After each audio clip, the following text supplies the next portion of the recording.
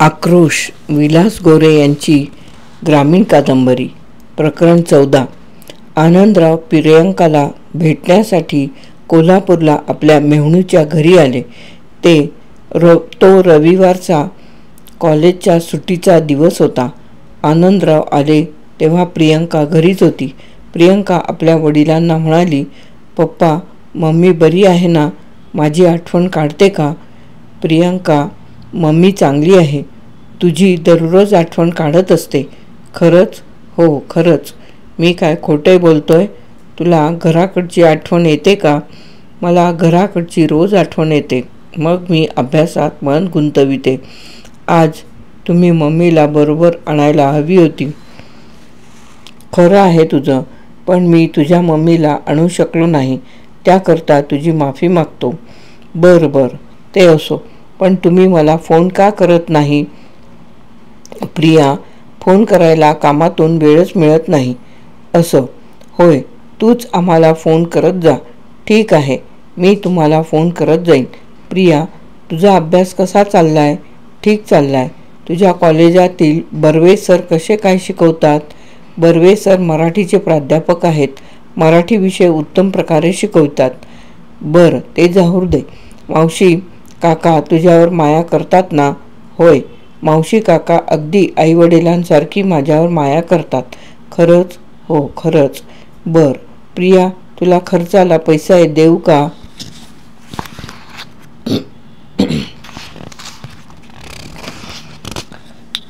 "पैसे दिले तर बरंच होईल. किती पाहिजेत?" "1000 रुपये तरी द्या." "हे घे 1000 रुपये.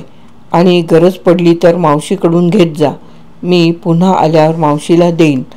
"तर मग झालं." "ठीक आहे." "प्रिया, चांगला अभ्यास करून प्रथम श्रेणीत उत्तीर्ण हो. हीच माझी इच्छा आहे."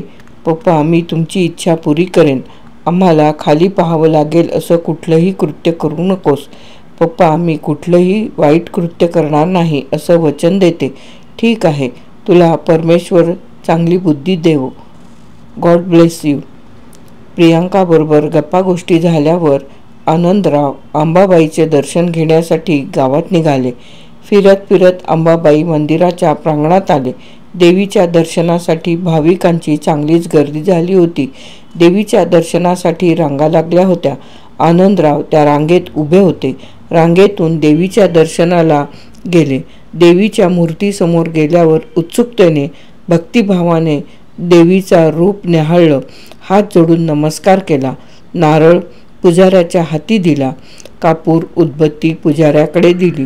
पुष्पहार देवीपुढे ठेवला आणि देवीचे दर्शन घेऊन बाहेर आले. नारळ विकणाऱ्या गृहस्थाजवळ ठेवलेले चप्पल घेऊन पायात घातले आणि घराकडे यायला निघाले. देवीच्या दर्शनाने मन प्रफुल्लित झाले होते. मनोवृत्ती आनंदित झाल्या होत्या. एका वेगळ्याच आनंदात ते रममाण झाले होते. थोड्या वेळात ते घरी आले.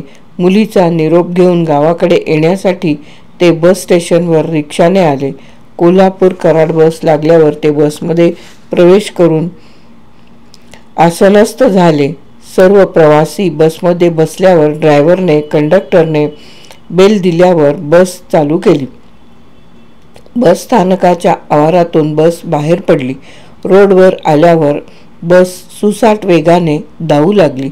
आनंदराव आपल्या लाडक्या मुलीच्या विचारात दंग झाले.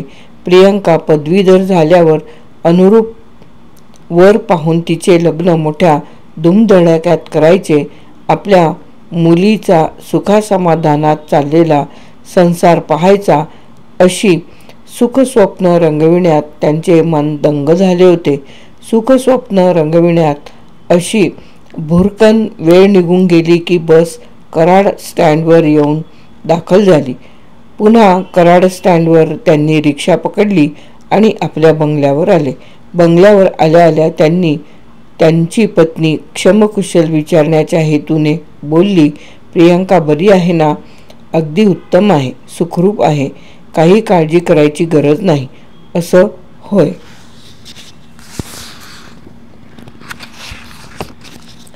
"प्रियंकानं माझी आठवण काढली होती का?"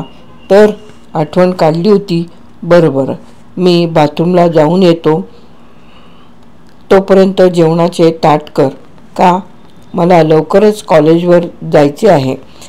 त्यांची पत्नी जेवणाचे ताट करण्यासाठी किचन रूममध्ये गेली आणि आनंदराव बाथरूमला गेले.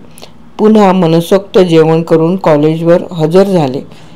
आपल्या दैनंदिन कामात मग्न झाले.